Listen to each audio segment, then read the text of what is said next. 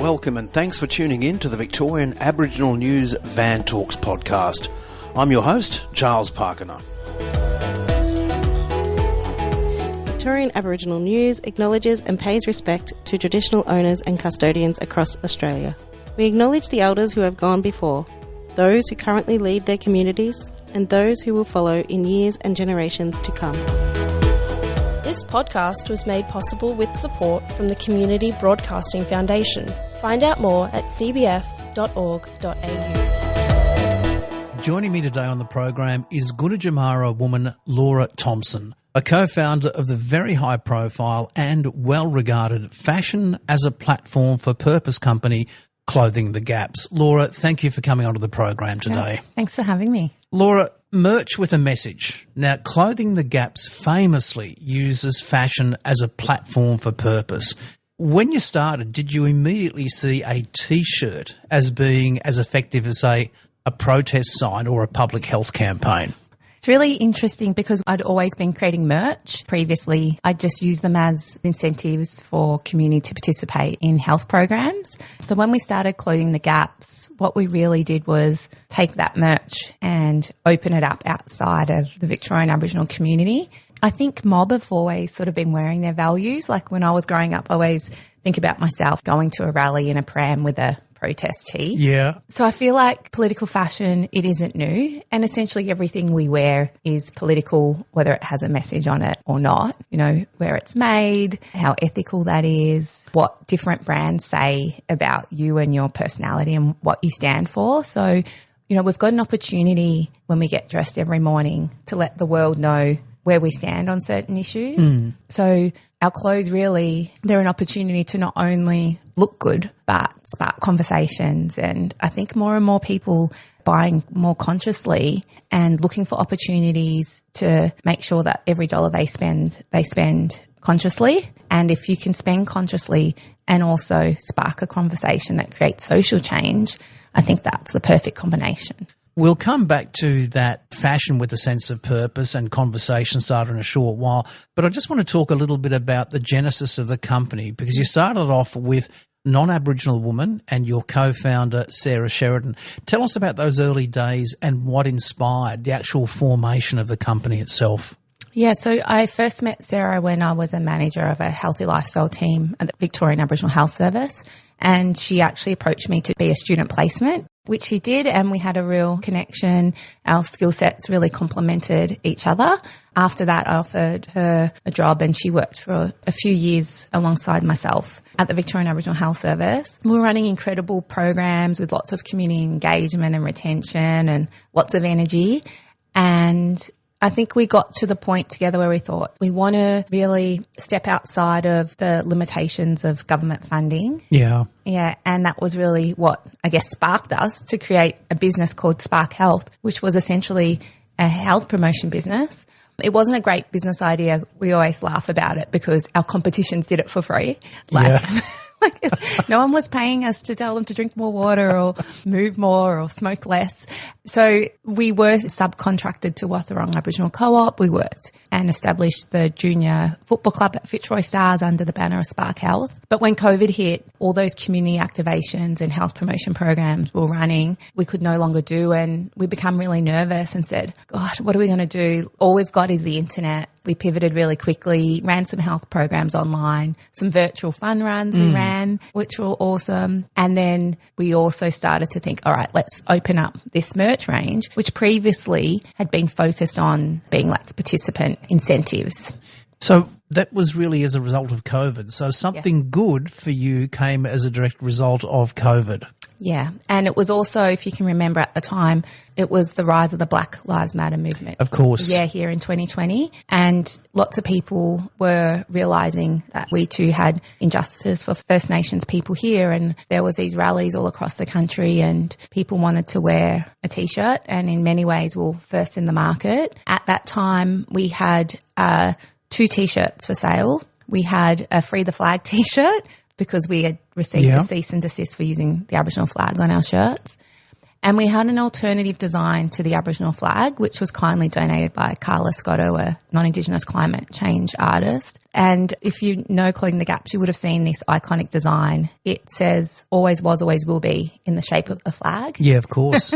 Yeah. And it was one of those ways that we tried to get around the copyright. So they were the 2 T-shirts we were selling at the time, and there was a whole lot of demand for those, and it really was in some ways where we sort of did our first lot of seed funding, and that injections of funds from people dressing for the protests allowed us to buy more merch, expand the range, reinvest back in the business, and most importantly, create a mailing list of community and supporters who cared about First Nations issues. I'm like, here, look at all these incredible people who are stepping up and stepping out. We're dressing them, but this is also the community that we can get to sign the petitions to do more.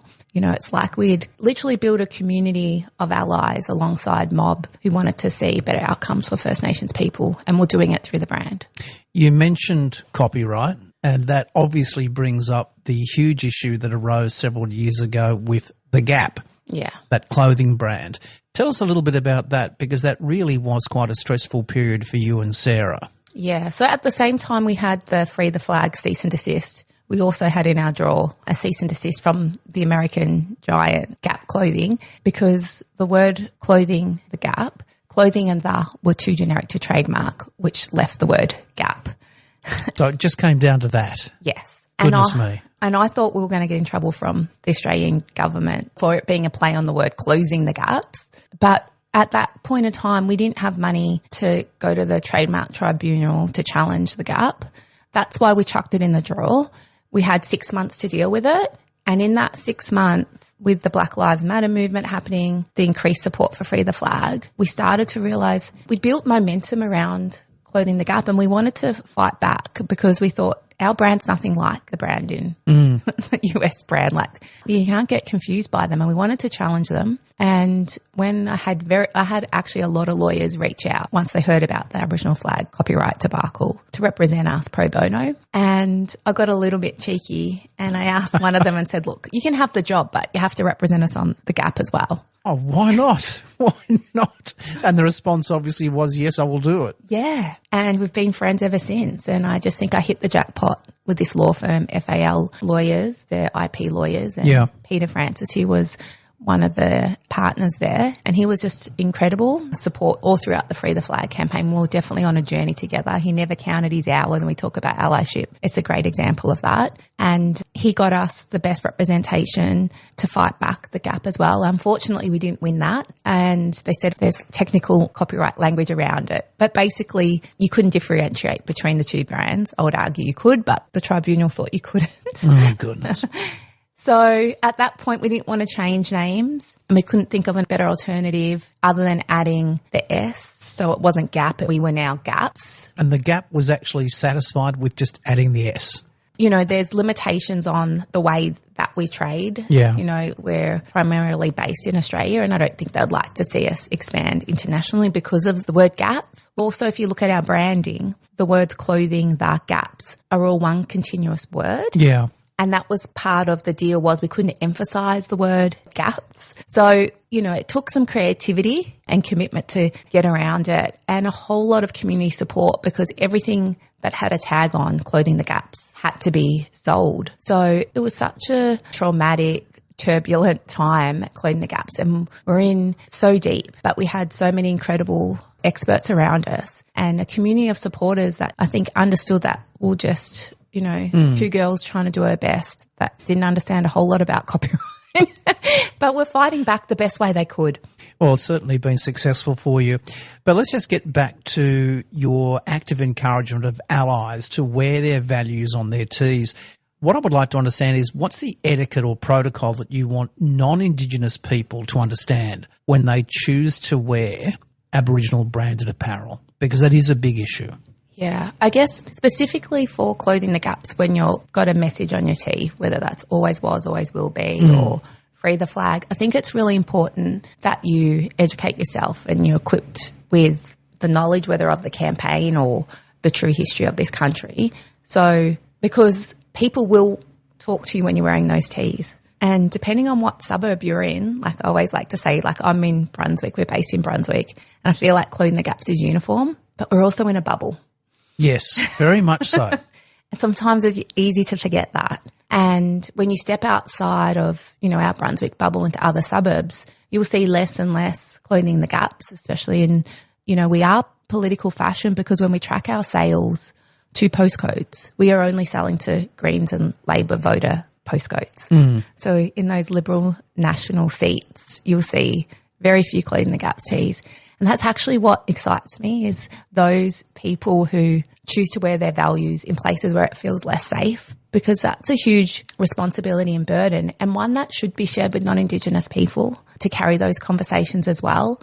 Clothing the gaps is very much an invitation for allies to step into and share the load, Yeah. So let's talk then about the differentiation between some of the clothing and apparel that you do have, because you've got allies and you've got mob-only gear. Discuss that a little bit, if you wouldn't mind, and explain the rationale for it. Labelling the clothes ally-friendly and mob-only was really a response to community feedback. In our DMs on Instagram and messages, everyone was saying, look, we really want to support, but we don't want to culturally appropriate or do anything wrong or upset anyone. And a version of that message, we're getting like 2 or 3 a day, and we're like, okay. That's pretty uplifting though. Yes. But then I realised there was something in our communication where people were really nervous about wearing our clothes. Yeah. What could we do to make it easier? So we labelled our clothes ally-friendly and mob-only, and instantly we saw an increase in sales and people thanking us like, thanks for making shopping with you easy. It's almost like it was a green light, like it's okay that you can wear that. And what about reaction from mob on that differentiation? I think mob really enjoyed that we had created a collection just for them as well. Our mob-only collection has messages in it that specifically relate to First Nations people.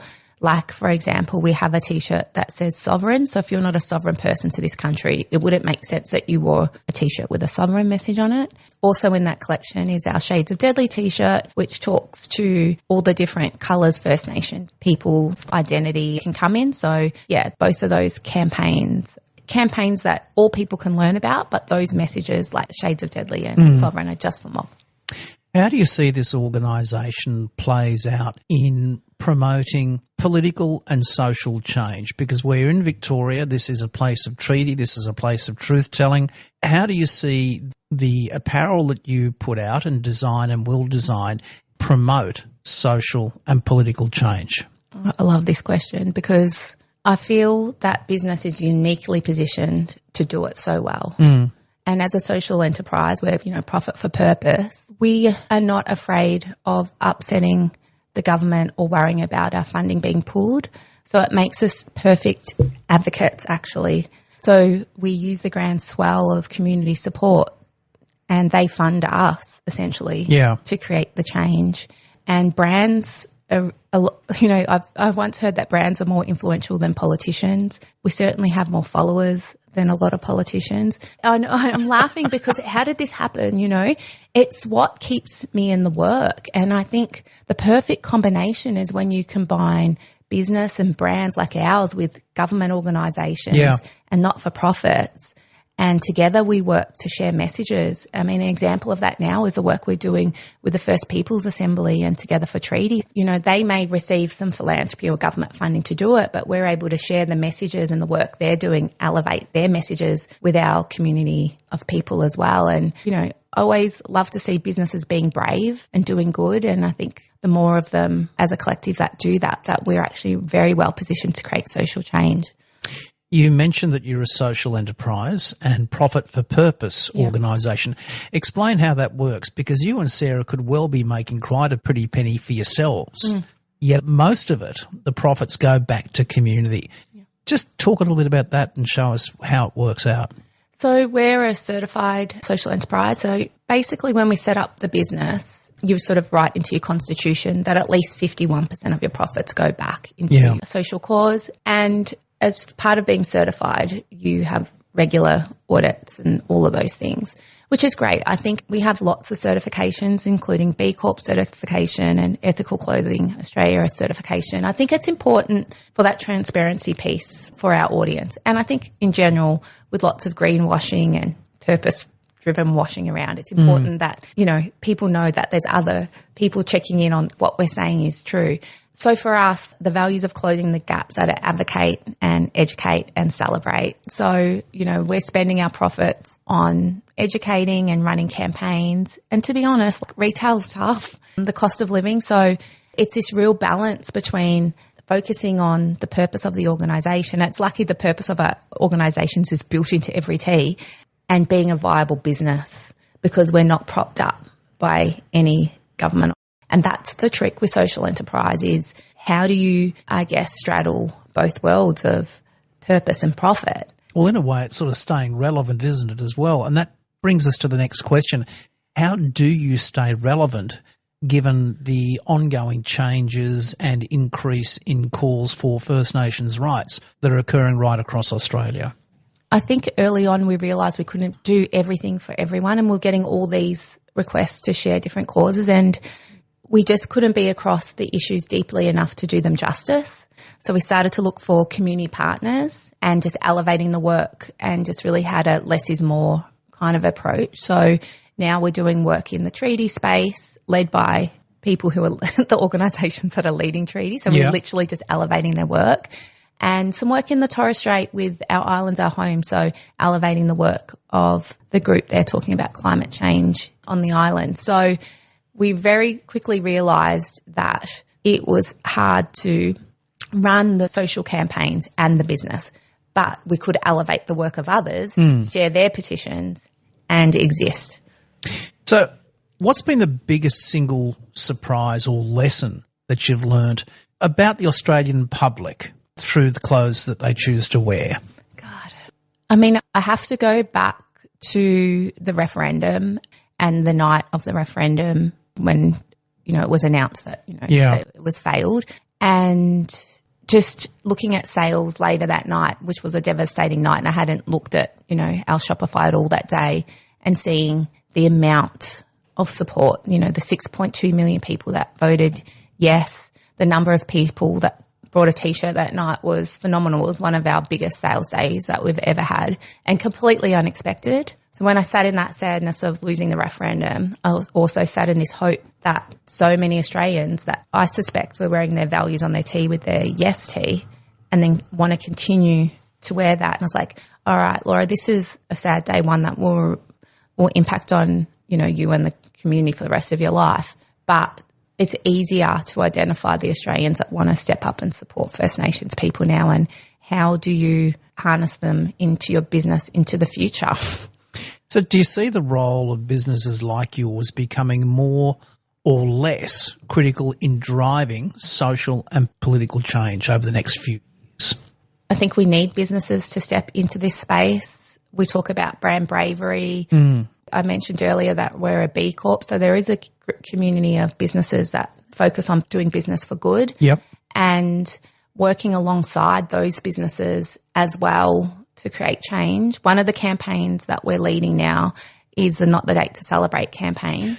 Yeah, let's talk about that a bit. Yeah. Well, we have asked, over 70,000 people have signed that petition that we should essentially, not celebrate Australia on the day that we're colonised and invaded. We're the only country in the world that does that. Yeah.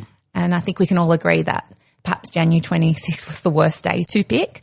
So we're calling on, the community of people power to sign the petition, but also businesses and organisations that support the campaign. And we've got over 100 businesses and workplaces that support that. Now, for me, it's always exciting about which brands I can get. And I can say now that we've got Lush, the soap company, on board. And given their physical presence in so many shopping centres and that visibility of the message, that's going to be really, I think, key to raising awareness around this issue. And that's an opportunity for us. It's an opportunity for Lush, but it's an opportunity to actually put even more pressure on the government to make these changes when they see that not only are people standing up, but our workplaces as collectives are saying, hey, we think that this is time to change. And the fact that, this work is being driven, by a social enterprise and by us. It's amazing. Yeah, it's crazy. But I think if I worked in any other organisation, I wouldn't be able to lead this campaign. And certainly, you know, the Albanese government isn't going to fund me to run a petition against him. No, funny about that, isn't it? So look, on that note, if a listener walks away with only one thought about your mission, one thought only, what would it be? If I could leave the listeners with one thing, is that you can wear that. Step into that space and educate yourself, and you are, in fact, the best person to influence your circle of people, your family, your work colleagues. They care about what you think, and, you are the best person to have that conversation with them. Clothing can unite people, and clothing, can spark conversations. Laura Thompson from Clothing the Gaps, thanks so much indeed. Thank you. For a full transcript of this interview, visit the Victorian Aboriginal News website at vicaboriginalnews.com.au.